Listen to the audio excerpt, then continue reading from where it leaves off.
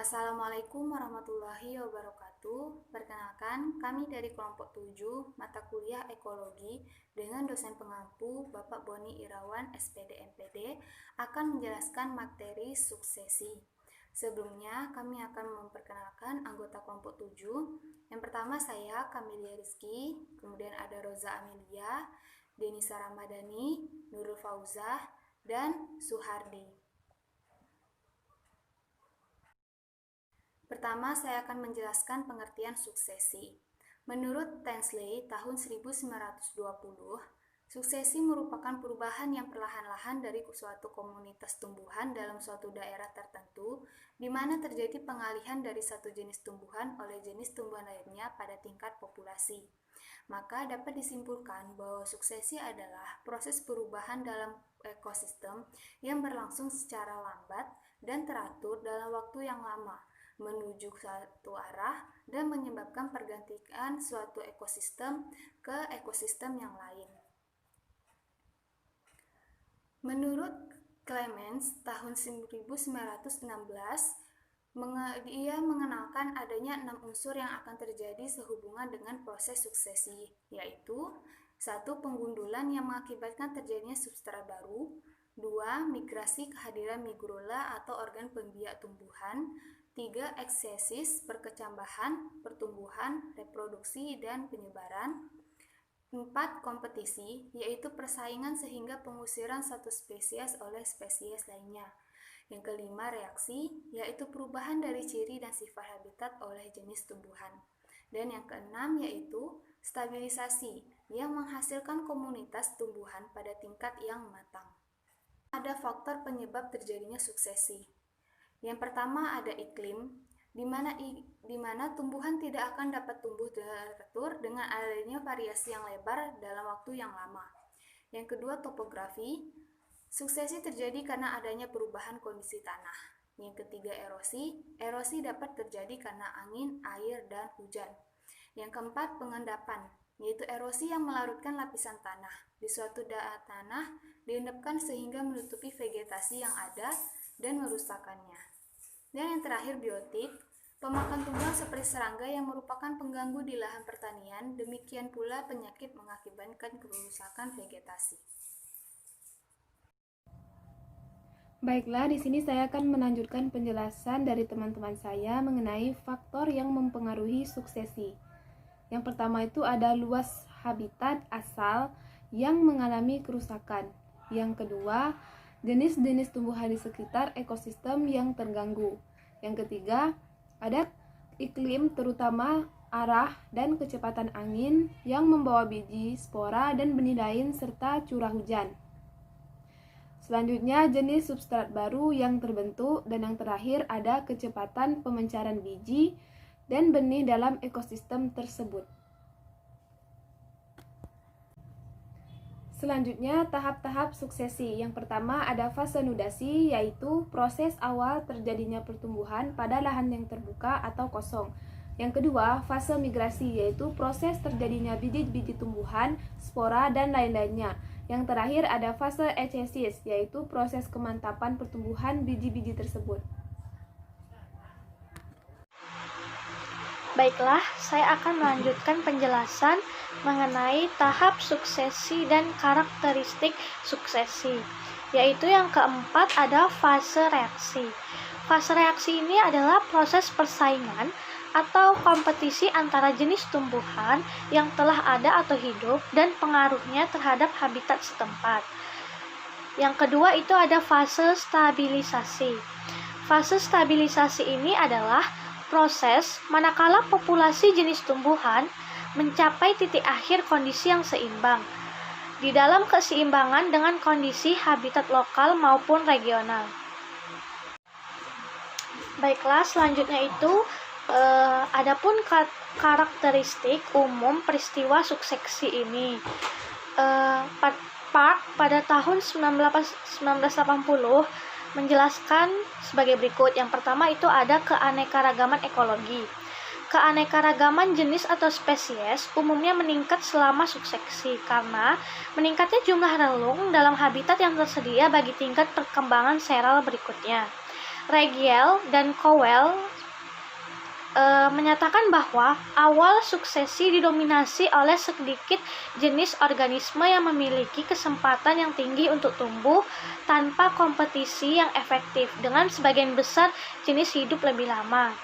Menurut Locke, puncak keanekaragaman jenis penyusun komunitas hutan terjadi setelah 100-200 tahun setelah awal suksesi sekunder, dan suatu keanekaragaman yang menurun terjadi kemudian dalam proses suksesi, kemungkinan akibat kebakaran atau juga pengolahan oleh manusia. Oleh karena itu, Park pada tahun 1980 menyimpulkan bahwa jelasnya secara umum peningkatan keanekaragaman ekologis melalui suksesi ekologi harus menjadi elemen kunci dalam semua strategi pengolahan hutan.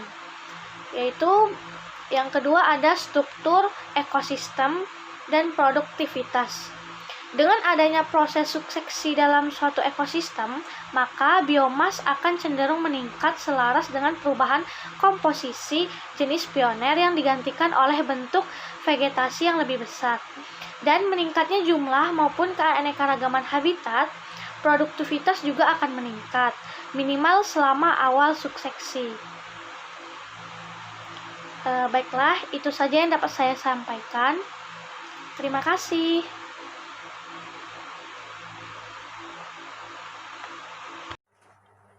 Selanjutnya itu ada perubahan karakteristik tanah. Seperti yang dinyatakan oleh Clemens, bahwa suksesi itu berlangsung secara progresif atau semakin maju di sepanjang waktu. Maka, perubahan komunitas vegetasi juga akan memodifikasi atau menyebabkan berubahnya pada habitat dan lingkungan lokal. Kemudian selanjutnya stabilitas ekosistem. Selaras dengan meningkatnya formasi organisme yang ada akibat proses suksesi, kemudian tumbuh, berkembang, dan mati, telah memberikan pelajaran berharga tentang terciptanya stabilitas ekosistem. Masih terdapat beberapa pendapat yang masih diperdebatkan, yaitu stabilitas ekosistem atau stabilitas yang dinamis. Kedua pendapat ini beralasan yang pertama bahwa secara sederhana dengan adanya suksesi secara keseluruhan telah meniadakan perubahan ekologis dalam suatu sistem, atau hanya sedikit yang terjadi peningkatan melalui proses suksesi. Kemudian pendapat yang kedua bahwa kecepatan komunitas kembali setelah terjadi beberapa gangguan secara temporal, umumnya menurun selama proses suksesi. Selanjutnya adalah tingkatan waktu. Hal ini memberikan diagnosis yang bernilai terhadap indikator stabilitas ekosistem yang potensial, kerentanan terhadap penyebab perubahan, dan tingkatan waktu yang dibutuhkan untuk memperbaiki diri secara alami bagi ekosistem yang rusak. Menurut Odum 1962 dikutip oleh Park 1980 menyimpulkan bahwa waktu yang dibutuhkan untuk mencapai tingkat klimaks adalah berkaitan dengan struktur komunitas. Selanjutnya adalah macam-macam suksesi, di mana macam-macam suksesi ini terdiri dari suksesi primer dan suksesi sekunder.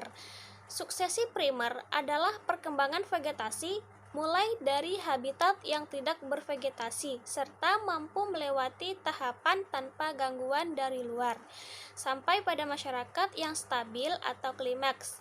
Suksesi primer ini terjadi apabila masyarakat asal terganggu. Gangguan ini meningkatkan hilangnya masyarakat asal tersebut secara total.